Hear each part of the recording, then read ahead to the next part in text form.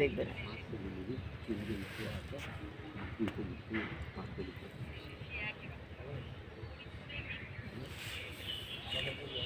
হ্যাঁ হ্যাঁ, ঘরটাও তো সুন্দর দেখার মতো। দাও কি সুন্দর খেজুর পাতা দিয়ে ঘর বানাইছে। ফুল গাছটা হয়ে গেছে না?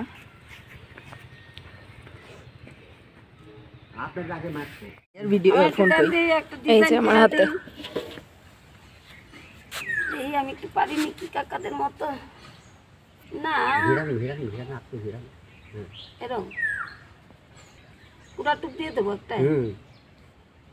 বাবা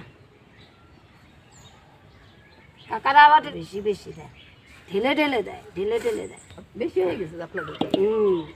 না অন্যদেরটা দেখি একটু একটু দেয়। না না না সেই দেখি ভালো। ওই যে বলি না, কয় কেজি পিঠে বানাইছিলেন, ভিজাইছেন কয় কেজি? অল্প।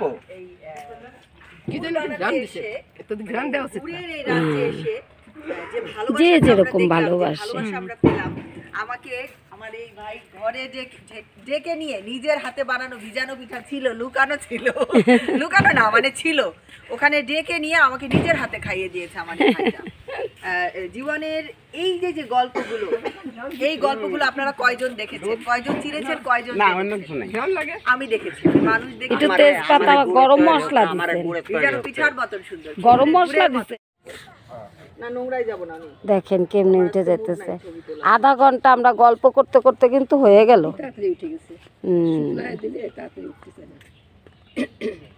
আর কোনো রাখা ঢাকা মিথ্যা এগুলা নাই, গোপনীয়তা নাই। আমাদের সামনেই বসাইলো, আমাদের সামনেই সব। যারা ভেজাল দেয় তারা কিন্তু ঢুকতে দেয় না। এই খালা আমারে বলতেছিল যে এরকম অনেকে ভেজাল করে।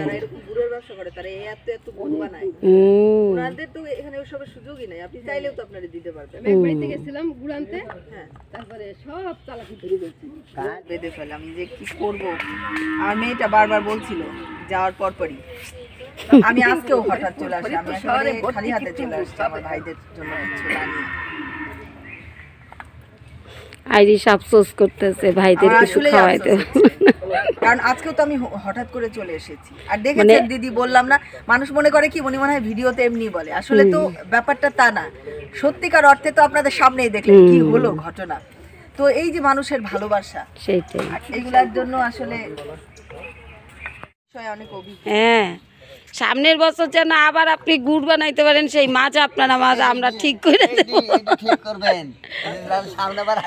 এইবারই আমরা আসতেছি গাছ গাছটা সব নিয়ে। দাঁড়ান আইরিশ চলে এসো, তোমরা চলে আসবা, শরীর ভালো। কিন্তু যদি আমার আমি মর্নিং ওয়াকে আসি এদিকে, আমি এদিকেই চলে আসি। ঠিক আছে, আমরা এসে এই কাকারে গাছ গাছটা দিয়ে সুস্থ বানাইয়া সামনের বছর তারপরে বাপ আর ছেলে শুনেছেন খালাম্মার মেয়ে কিন্তু পুলিশ অফিসার। হ্যাঁ, সাতজন তাও ভিআইপি অফিসার। ভেবেছো কিছু? ওনারে দেখলে বোঝা যায় না যে ওনার কি। না না, আমার সঙ্গে ওরকম কিছুই উনার গর্বে ধরেছে কেন? ওনার মানে আমার আচরণ কি, ওনার কি, উনি কি করলেন, খালাম্মা কি করলেন? মানুষ কি শুধু শুধু রত্নগর্ভা হয়?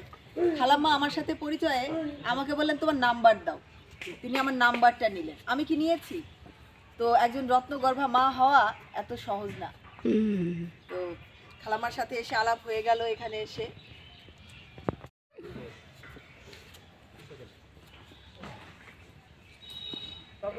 ডায়াবেটিস রোগীরা আসলে শেষ। আমারও কি কয় জানেন, ওই যে আমার ওই ইয়ে বলে কি, একদম ছেড়ে দেবে না, আমার খেজুরের গুড়ে ডায়াবেটিস হয় না, খেজুরের গুড়ে ডায়াবেটিস হয় না। এটা কিন্তু সত্য। আমি এই যে গুড় খেয়ে গিয়ে দেখি যে আমার কিন্তু ডায়াবেটিস বাড়েনি।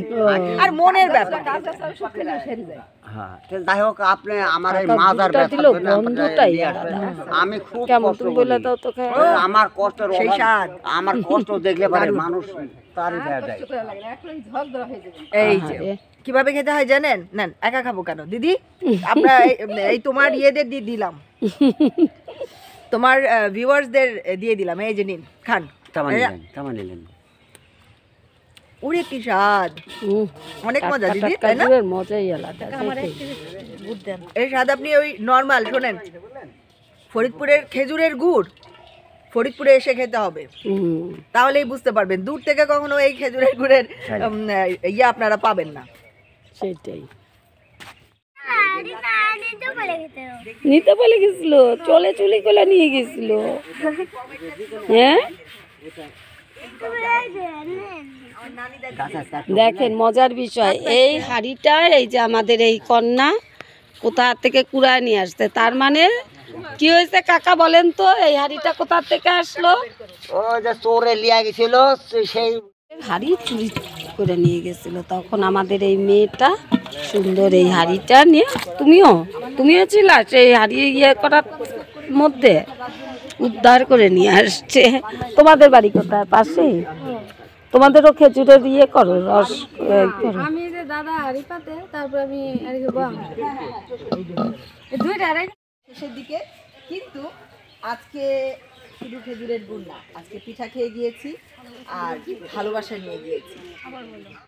টমেটো লাগাইছে, বাগুন লাগাইছে, সব সবজি। কি রস খাইতে ভালো লাগে? খাও মাঝে মাঝে রস। তোমাদের তো মজা, এন থেকে এনে গাছ থেকে পায়রা খাইতে পারো না? তা নাই আজকে রস হয় নাই? ঝরা কি রে? ঝরা আছে, খাওয়াইতে পারবা? আপনি গেলে পারে বলতে মাজারের নামে, সাদুল্লাহর নামে 500 বিঘি জমি ওই দাগে আছে। এই ছোট কোনো গাছ, এখানে এই সব গাছ থেকেই ওরা খেজুরের রস নামায়। এই যে কত সুন্দর সুন্দর গাছ, এখানে আবার বট গাছ হয়েছে খেজুরের গাছের মধ্যে।